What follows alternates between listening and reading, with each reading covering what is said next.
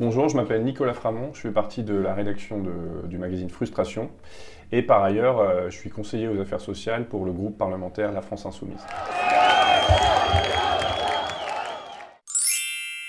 Alors, votre revue s'appelle Frustration, mais vous êtes frustré de quoi, Nicolas Framont? Eh bien, beaucoup de choses à la fois. En fait, on est dans une société qui met beaucoup de frustration dans les gens parce qu'elle fixe des objectifs inatteignables, vouloir devenir milliardaire, vouloir séduire tout le monde quand on est un homme, et ne donne pas les conditions pour les réussir.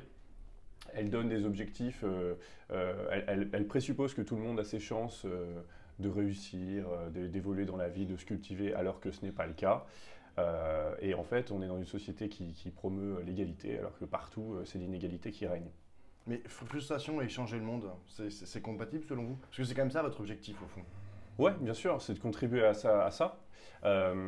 Bah, en réalité, la frustration, c'est un sentiment très négatif, qui est souvent individuel, qui peut souvent conduire plutôt, on va dire, à des attitudes de repli, d'individualisme, de mépris, etc. Nous, on a voulu partir de ce sentiment-là, qui est un sentiment vécu, qui est un sentiment quotidien, pour en faire un sentiment collectif. Donc la frustration individuelle dont on part dans nos articles, on lui offre forcément des débouchés critiques collectifs et des propositions collectives. Donc pour nous, c'est ça l'objectif. Alors, vous êtes un média, vous êtes une revue. On sait que le secteur n'est pas vraiment au beau fixe. Vous vous portez comment, vous, à frustration? Bah, nous, on se porte bien, mais aussi parce qu'on n'a pas de masse salariale, hein. C'est ça le secret de la réussite, c'est que on est tous bénévoles. Ah, c'est vraiment le secret de la réussite, ne pas avoir de masse salariale. Bah, Que des autres entrepreneurs. Non, mais c'est ça qui est terrible, c'est que oui, évidemment, si enfin, déjà, ça met dans des positions financières beaucoup plus délicates, ça met des grosses responsabilités d'avoir des salariés. Donc nous, on voit l'engagement à frustration, voilà, comme un engagement bénévole, associatif, et finalement, c'est certaines tâches comme bah, évidemment l'impression, hein, l'illustration également, qui sont des tâches rémunérées à des prix normaux. Mais nous, c'était important de rester au niveau bénévole, c'est-à-dire qu'on ne voulait pas tomber dans tous les travers du secteur associatif et du secteur médiatique qui payent les gens au lance-pierre, qui utilisent des stagiaires, etc. Donc nous, on préfère être clair par rapport à ça. C'est un engagement bénévole, tant que du moins on en est à ce niveau de ressources. Et effectivement, ce n'est pas un secteur qui est facile, ce n'est pas des taux de vente faramineux, c'est beaucoup les abonnements qui vont faire notre durabilité financière. Et pour l'instant, bah, du coup, à ce niveau-là, ça se passe bien. Et pourquoi est-ce que vous avez créé une nouvelle revue? Pourquoi vous n'êtes pas allé piger pour Bastamag ou pour des revues qui étaient déjà existantes? Bah déjà, à l'époque, en fait, quand on a lancé Frustration, c'était en 2013, donc ça fait pas mal de temps. La sortie en kiosque, c'était il y a un an, donc c'est beaucoup plus récent. Euh, Pourquoi on ne l'a pas fait? Déjà, il y avait moins de revues que maintenant. C'est vrai qu'il y a eu beaucoup de créations de médias, etc., ce que je trouve être plutôt une bonne chose. Et puis parce qu'il n'y avait rien qui nous convenait vraiment. Nous, on voulait un ton qui soit complètement indépendant de toute la rhétorique de la gauche radicale, où vous situez-vous, etc. Nous, on voulait n'avoir aucun compte à rendre à ce niveau-là. Et puis, on voulait adopter un ton très accessible, très grand public. Et il nous semblait qu'à l'époque, en tout cas, dans les revues existantes, eh bien, on avait toujours cette démonstration d'intellectualisme à faire, de situation par rapport à un courant, par rapport à un auteur. Et nous, c'était vraiment quelque chose qu'on fuyait. Et par rapport à le média, vous travaillez avec le média ou... Oui, en fait, on est partenaire du média. Ils ont une série de partenaires comme ça. Ça implique pour nous bah, de faire une petite publicité pour le média dans la revue. On explique qu'on est partenaire du média. Pour eux, de parler de nous quand on sort des articles, voire d'intervenir à leur journal, ce qu'on n'a pas fait encore pour l'instant, faute d'opportunités. Mais voilà. Alors, votre dernier numéro qui sort aujourd'hui et qui s'intitule Oser l'égalité s'ouvre sur, je cite, une sélection de vos écœurements, de vos révoltes et parfois de vos espoirs. Donc, on y parle des conditions de travail chez Amazon, des conditions de vie des SDA, des conditions de tri des migrants. Il n'y a pas beaucoup d'espoir quand même.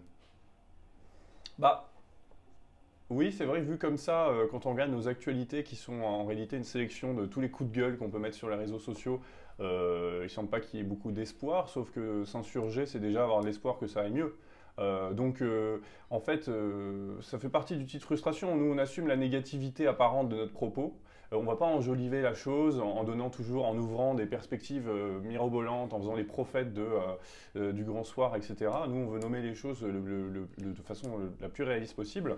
Après, évidemment que si on fait ça, c'est parce qu'on pense que ça peut être mieux. Sinon, on ne prendrait pas le temps, sinon on n'en parlerait pas. Donc, moi, je pense que s'insurger, c'est vraiment, même de façon la plus négative possible, la plus noire possible, c'est vouloir pousser à la révolte. Et donc, ça veut dire avoir espoir en l'humanité et que les choses puissent se faire autrement. Alors, un de vos articles est titré «L'Assemblée nationale, zone de non-droit pour les femmes». Alors, le ton est donné et on imagine que vous en savez quelque chose puisque vous êtes aussi collaborateur du groupe de la France Insoumise à l'Assemblée nationale. D'ailleurs, au sein de votre groupe, et contrairement à ce que vous dénoncez, enfin, il y a aucun problème? Pour l'instant, il n'y a aucun problème. Ça passe par le fait que bah déjà c'est très nouveau. Donc les vieux mécanismes, on va dire, mauvais et malsains qu'on décrit dans l'article n'ont pas encore eu le temps de s'installer et j'espère qu'ils ne s'installeront pas. Oui, mais le personnel politique, pour le coup, n'est pas forcément non plus tout neuf, tout neuf, hein. Il y a des gens qui font de la politique depuis longtemps. Ouais, mais en fait, c'est extrêmement minoritaire, notamment parmi la centaine de collaborateurs et de députés. En réalité, ceux qui ont déjà eu des mandats ou qui ont déjà participé à la politique institutionnelle, c'est une petite minorité. Ensuite, il y a quand même une parité, il y a aussi des députés femmes, et qui, je pense, pour moi, c'est une garantie que les choses ne se passent pas comme on le décrit. Il y a une secrétaire générale qui est une femme, donc la féminisation du groupe La France Insoumise est quand même, pour moi, une des garanties existantes. Bien sûr, pas suffisante, hein, et par ailleurs, il y a des gens qui y travaillent. Il y a aussi beaucoup de syndicalistes parmi notre personnel et des gens qui sont particulièrement sensibles à cette question. Donc c'est quand même un garde-fou important. Donc l'égalité homme-femme, pour autant, même si c'est dans le groupe de la France Insoumise, ça va à peu près, on en est quand même encore assez loin, comme en témoigne votre papier sur l'Assemblée nationale, mais aussi celui qui parle des trois moments historiques. Vous dites qu'on n'est pas sur le tapis roulant du progrès. C'est ce que vous écrivez. Mais on va dans le bon sens, vous diriez? Je veux dire, après l'affaire Weinstein, après Balance ton port, vous diriez que ça va mieux, que ça va moins bien, que... Oui, oui, oui. Nous, on est complètement, nous, on a été complètement soutien de ce mouvement-là, parce que pour le coup, ça ressemble pas mal à ce qu'on fait, hein. Nommer les choses, y compris le plus négativement possible, et d'aucuns diraient, ça instaure un climat de défiance malsain, etc. Mais c'est hyper nécessaire de faire ça. Donc ça, c'est une première bonne chose. Le fait qu'on en parle, le fait que ça occupe les discussions, le fait qu'en fait on politise des choses qui n'étaient que vécues sous l'angle individuel, bah ça c'est une très bonne chose. Après, cet article sur l'histoire, on a eu beaucoup de discussions là-dessus autour de cet article qui parfois nous posait problème parce qu'on se disait, bon, on dit que dans le passé il y avait des situations plus d'égalité, alors est-ce qu'on ne va pas porter une vision réactionnaire? Mais c'est aussi une façon de se méfier de cette espèce d'idée que finalement, pour ce qui est de l'égalité sur le plan, comme on dit, sociétal ou des mœurs, ça va globalement toujours de mieux en mieux et on pourrait rester les bras avant que ça irait d'ailleurs toujours de mieux en mieux. En fait, ce n'est pas le cas et il y a des mouvements de réaction qui s'installent et je trouve qu'on vit actuellement dans une période, hein, après le mouvement Balance ton port, il y a quand même tout un réarmement d'un camp qui dit bah, attendez, ça suffit. Bon, évidemment, il y avait la liberté d'importuner qui était défendue par cette tribune d'actrices et de femmes de la culture, mais d'autres choses, cette idée que ça instaure un climat vichiste, que finalement ça suffit. Donc moi je trouve que le mouvement, on va dire, réactionnaire est quand même assez vif en France et donc qu'il ne faut pas désarmer. Est-ce que vous trouvez que nommer ce qui ne va pas, ça suffit comme proposition de solution? Non, parce que, et c'est là qu'il faut être humble par rapport à ce qu'est un magazine ou une revue ou toute production intellectuelle, c'est que bon, on nomme les choses, des gens peuvent se l'approprier, et ensuite, bah, il faut un passage à l'action. Et ça ne suffit pas de nommer les choses, il faut faire des choses. Mais vous faites aussi des propositions, hein. C'est ce que vous faites dans l'article sur l'homosexualité, par exemple. Vous dites, il y a tout un sous-paragraphe qui s'appelle « Ce que l'on peut faire ».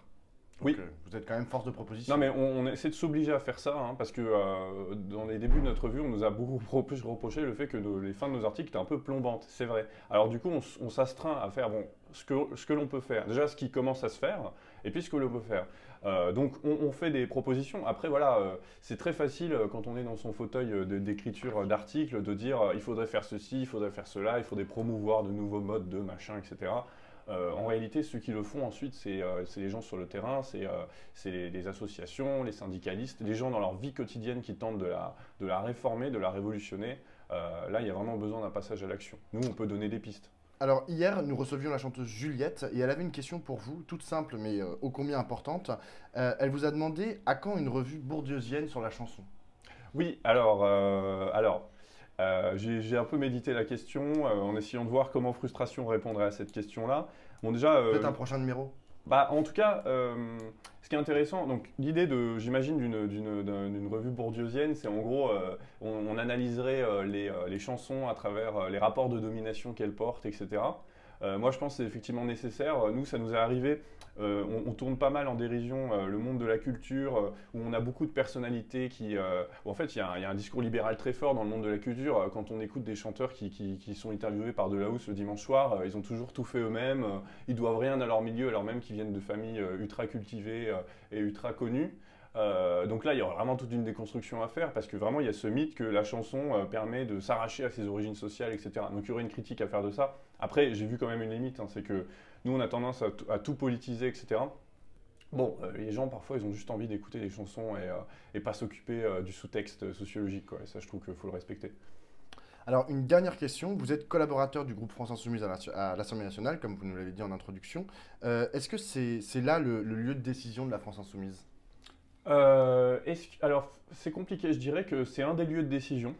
Parce que ça, faut être clair sur le fait qu'on produit de la doctrine quand on est au Parlement, que la France Insoumise a un programme, mais que à travers les différents textes qui passent au Parlement, eh bien, il va falloir s'exprimer sur des questions sur lesquelles on ne s'est pas forcément exprimé.